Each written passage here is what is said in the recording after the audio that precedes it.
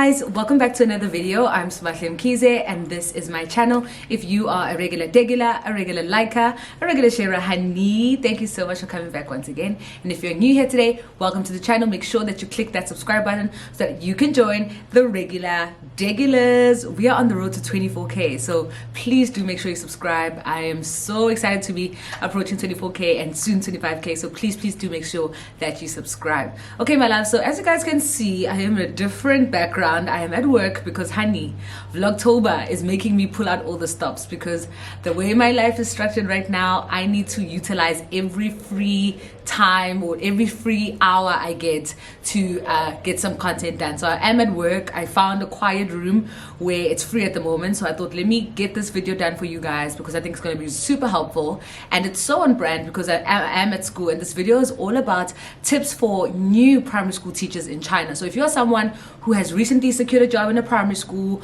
or you're in a primary school and you kind of want to, you know, upgrade and get better and improve your teaching skills or improve you know, the way you do your job, I think this video is going to be super helpful for you. I'm obviously no child, the bell just rang. I am not a professional in terms of, like, I am not like a what's the word I'm looking for? I am not an expert. I'm obviously someone who has been teaching for less than a year in a primary school, but I do have experience in kindergarten as well as different age groups. So I feel like I can give you guys some context and give you guys some ideas on what has worked for me as a teacher as I have progressed on the journey. So yeah, I've been in China now for 4 years. So yeah, I think I've got enough experience to kind of talk about this. So the first thing I want to chat about is number one, dress accordingly. So guys, I know this one, you know, is very circumstantial according to what you have, how much you're willing to spend on clothing, but I really think taking the time to think about how you present yourself is so important, especially as a teacher in a space like Asia,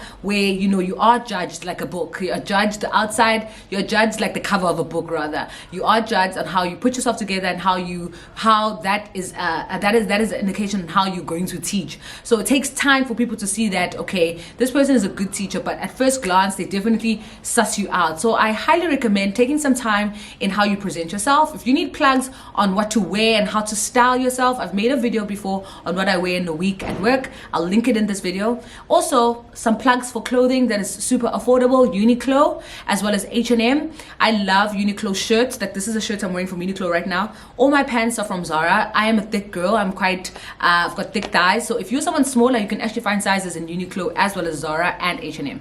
So I highly recommend that. Look out for a winter haul soon, so I'll show you guys what I'll be wearing this winter in terms of from Monday to Friday. All right, the next thing I want to chat about is creating reward systems. So now let's move into the classroom. So creating reward systems means having a student-centered approach in classroom management. Now, when I say student-centered, I mean involve your kids in creating reward systems for them so that they buy into it. When the kids are involved in the process of deciding how the teacher rewards us for doing desired behavior, they want to do it more because they really bought into it and they were part of the creation process of that. Now, if you guys don't know, in my class, I do have a magic jar that I kind of presented to the kids. Like, this is a magic jar with 30 points in it. As a class, you need to fill up this magic jar to get to 30. At the end of every lesson, I'm going to give you points to get to 30. Now, what are you guys going to achieve, or what are you guys going to get when you get to 30? This is where you bring them in. They brainstorm ideas, they brainstorm ways, and they brainstorm ways in which how they would lose points from the jar. So you ask them, what could qualify you losing a point from the magic jar? And some of them will say not doing homework, speaking when the teacher's speaking or when others are speaking, not working in groups, you know, not listening to instructions, etc., etc. So things like that really help them to buy into it and kind of feel more part of their learning and part of their reward systems. Will kind of help you with your classroom management as well. Now, this can be used on all grade levels, depending on what grade you are, and kind of getting them to kind of share with you what they want as a class reward. And you'll see some of them come up with ideas like having a class picnic, watching a movie together, bringing snacks to share, and that kind of brings together the camaraderie and the classroom culture. You as a teacher also get more comfortable with confident and comfortable with them, and vice versa. So I think that's a great way to approach classroom rewards. Another thing I wanted to chat about is to know your students' strengths and weaknesses. And when I say weaknesses, I'm going going to put it in inverted commas because weaknesses can be changed into strengths. So rather know your kids' strengths and where they need to improve. So strengths, knowing how they learn best, what they enjoy doing, where they thrive, where they shine, know their different elements, and then know where they need more support. So when you're approaching a lesson or any other class, you know that you need to prepare them extra materials in order for them to achieve any objective or learning objective that you want them to achieve in the classroom. Now, this obviously does vary from each class, and if you are a homeroom teacher, this is even better because you get to know your kids even better, and you are in charge of that group only. But someone like me, I have 2 classes for a certain subject, and then 4 classes for another subject. So really, but it's the same group of kids, grade 4, obviously. So I need to know them in the whole grade. So it's really important for me to kind of manage that. And one way excuse me, one way you can kind of keep a record when you're a new teacher is making an Excel, and make an Excel where you have the kid's name, grade, strengths, areas of improvement. So you keep a record of that, and you can refer back to it. It's a lot of work in terms of admin, but I think it will help you a lot when you are approaching your lessons. And when it comes to parents meetings as well, you can talk to the parents and they can see that you know their child. It's not just like another child, but you know your child is good at reading and writing and creation, and works and learns better when there's a video or something that they have to listen to, but they struggle when it comes to creative writing. They need more help with coming up with new ideas or spelling, whatever the case may be. So you can also rope them in and tell them this is where we need to work together to get the child to improve. You know what I mean? So I think it's super important as a primary teacher to know your kids' strengths and where they need to improve. Another thing I want to chat about, which is the 4th point, routine. Like, I cannot emphasize how important it is to have routines in your classroom. This can be transitions. Now we are going to hand out the books and do this activity. Now, if you have routines in your class, you know that the kids don't immediately stand up and start doing it. No, you need to first have instruction checks and questions. So once you've given an instruction, check to see if they understand, then go. Like, another thing that you can do to have routine is to have attention grabbers. It could be having a bell where you ring a bell 3-4 times and the kids clap their hands. It could be you saying something and they respond in something. That could be refocusing them to know what's next, that we're bound to transition to something else or new activity. Having those and doing them consistently builds routine, where you don't need to be shouting all the time to get their attention. You just stand, ring the bell, clap your hands, 1 2 2 1 2 3 3 2 1, whatever the case may be. There's so many attention grabbers and attention grabbers and refocusers that are out there. You can make one according to your level of your students as well. You can actually rope them in and create one for your class. I think it's cute when there's one that a certain one that the teacher has with that class. They love that. So you can remix it and make it fun, but it really helps with transitioning from one activity to another and keeps them engaged. Okay, another thing that I want to chat about, which is point number 5, is to really think about your teacher talk. Now, teacher talk is, if you don't know what that is, it's basically understanding that as a teacher, you don't speak the same way, especially in an English, as an ESL teacher, you don't speak the same way as you would speak on a day-to-day with someone who knows English fluently. You understand that as a teacher, you have different levels in your classroom, and you need to use language that is more accommodative to their age. So you need to think about your teacher talk when you are approaching a lesson. So that means going through your PPT and having those transitions, those words that you use, any TPR that you're going to use that will help the students understand instruction, understand activities, or understand concepts, okay? And anticipate where your kids might need extra support, or they would want clarification. So you need to have those things ready so that they know, okay, if I don't understand, I can ask my teacher and she will have a response, or she will give me the tools to help me better understand. So teacher talk also talks to really diluting your English. And I say diluting, not the strong words like cooperate, I don't even know how can I put it, for example.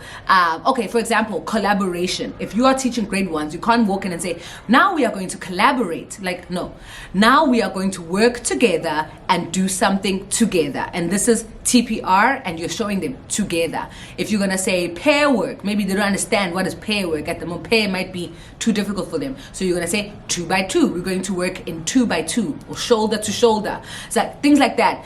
Really dilute your English so that they can start to know the fundamentals, and then eventually by the time they get to grade 5, 6, and 7, they know what is collaborate. They know what is pairs, okay? The next thing I want to talk about is observe other teachers. Now that is point number 6 to help you starting as a primary school teacher. Go and watch more seasoned teachers, more experienced teachers, and watch their lessons. See how they do things. This, number 1, shows you ways that you can incorporate their teaching skills or strategies into your lesson, as well as to also learn from them, and because they are seasoned, they know curriculums in that school better than you. They have different approaches, they have different ways, and so I think it's always good as a teacher to have an open mind to learn and improve, okay?